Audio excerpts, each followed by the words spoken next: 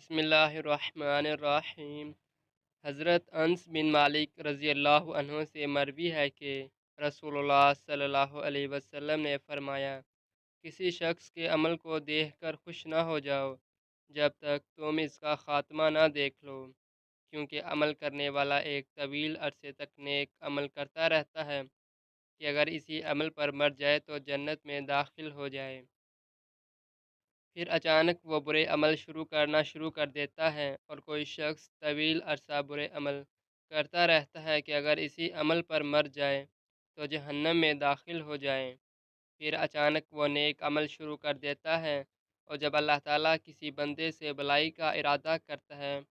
تو اسے اس کی موت سے پہلے استعمال کر لیتا ہے،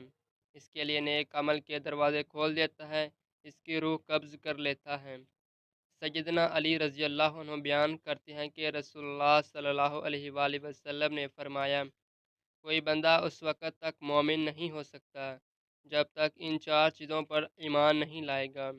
یہ گواہی دینا کہ اللہ تعالیٰ کے سوا کوئی معبود برحق نہیں ہے اور میں اللہ کا رسول ہوں، اس نے مجھے حق کے ساتھ معبوس کیا ہے، موت کے بعد دوبارہ جی اٹھنے پر ایمان لائے اور تقدیر پر ایمان لائے۔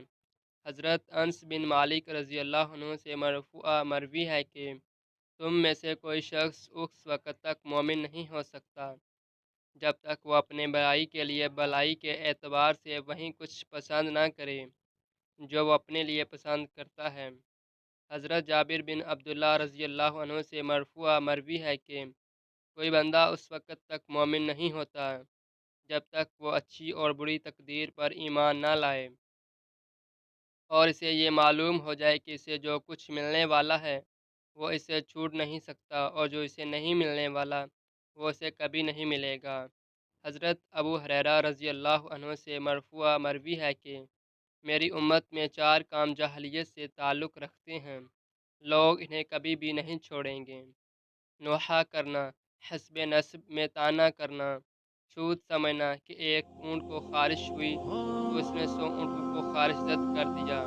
بھلا پہلے اونٹ کو کس نے خارش میں مبتلا کیا، اور ستارہ پرستی کہ ہم پر فلاں فلاں ستارے کی گردش کی وجہ سے بارش ہوئی۔